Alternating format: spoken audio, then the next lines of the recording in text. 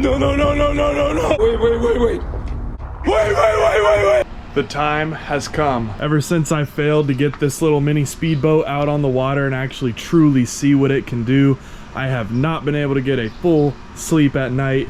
I have been thinking about this thing constantly, and the time has finally come to get this thing ready for the water. If you missed out on part one, that's totally okay. Here's a 15-second recap for you.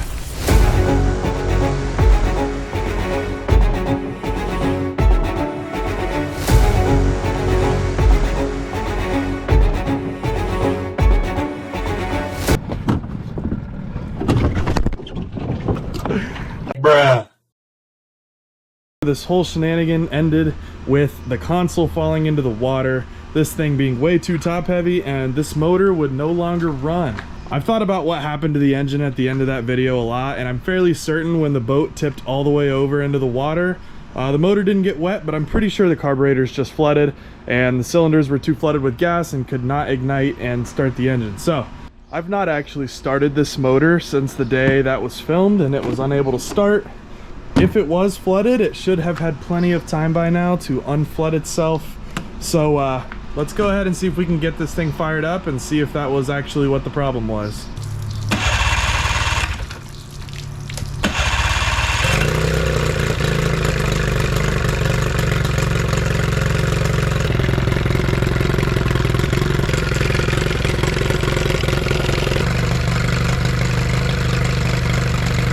Alright guys, the hypothesis has been confirmed here.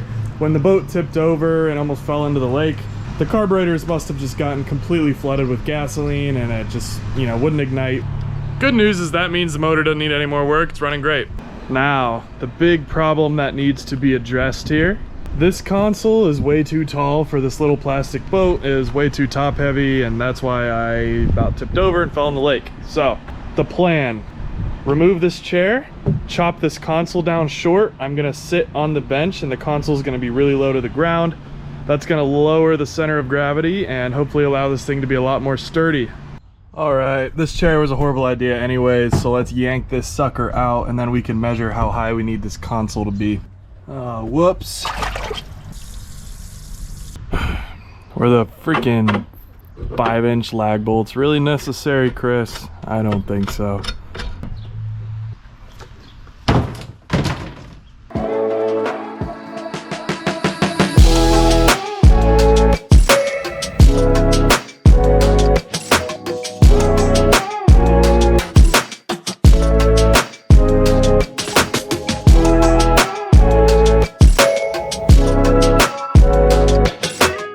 Alright guys, critical error that was not in the calculations. The console's a lot wider at the base than it is toward the top, so I no longer have the cool little feature where it sits on the lips.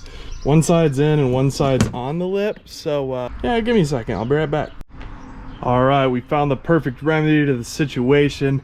Basically just took a bit of the corner here on the front and back, so that way the side was pliable and I could just kind of force it in. Let me tell you what. She's in there pretty good, but I did learn my lesson from last time, as you can see right here. With that being said, I will be bolting this console into the boat this time around.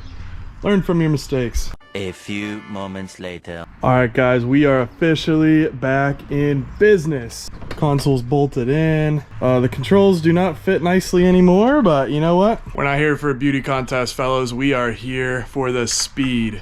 Alright guys, we are all set and ready for the water. I did find a transom saver that'll fit, so that's gonna make me feel a lot better about towing this thing over there. Didn't quite get it cleaned back up and painted to its former glory, but we are here to see how fast this thing can go, and if I can even get it up to full speed without falling over. We will see. So off to the lake. Alright guys, almost to the lake. Definitely feeling a lot better about towing the boat with the transom saver on it than I was last time around, so I'll have her in the water here soon. Alright, what do you think of the rig? What in the world?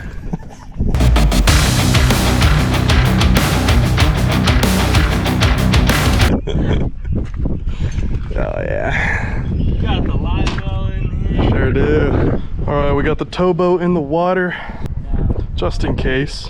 You ready for this, Dan? Yes, sir. All right, well, make sure to slap it and say it ain't going nowhere. It's not going anywhere. All right, we're good.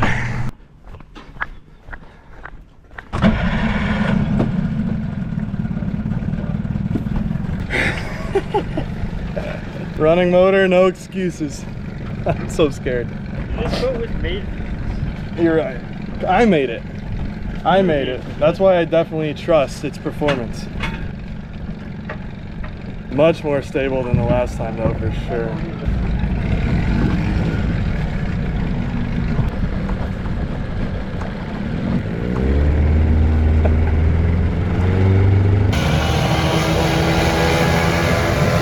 It's actually not bad.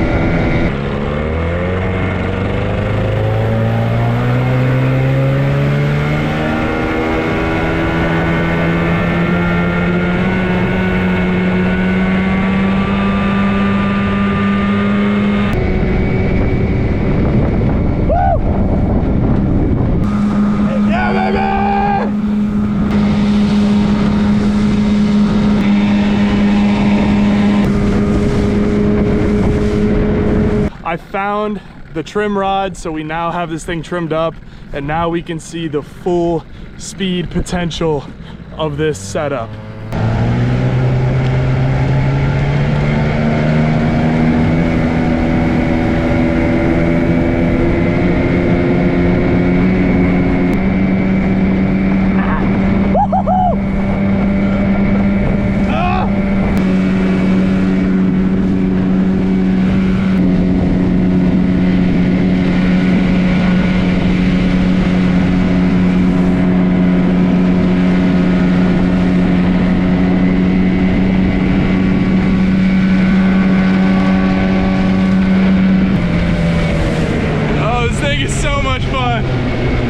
Alright, Dan's got my new drone. He's got about 5 minutes of flying experience and practice, so let's see what kind of shots we can get of this thing.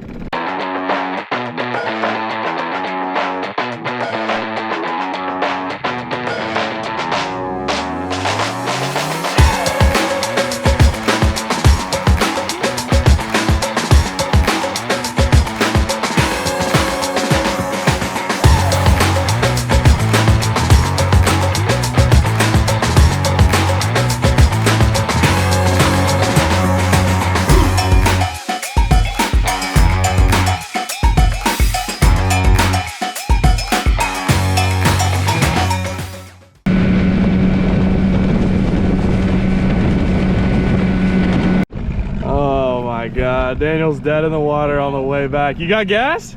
Here we are thinking he was gonna be the one that needed to tow me back. Oh my God. It'd be quite a day. Dude, if I have to tow you back in this little plastic boat. Oh my God. Stop it. Please start.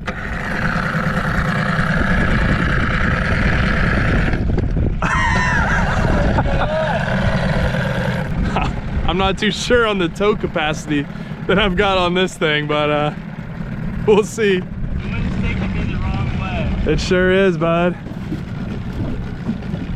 You know, my pride would tell me to not let you do this for the content. Oh, no! Oh, Jesus. I got it. All right. I'll get you back, buddy. Don't you worry.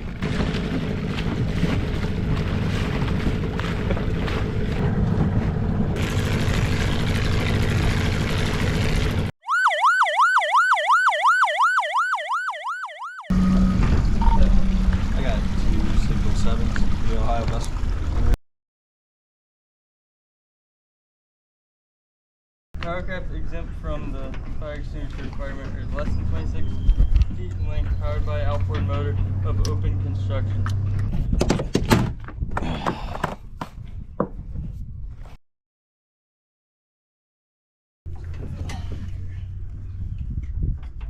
It works great. You can test it out. Stage fright, you know, it happens to all of us. It gets nervous in front of the police.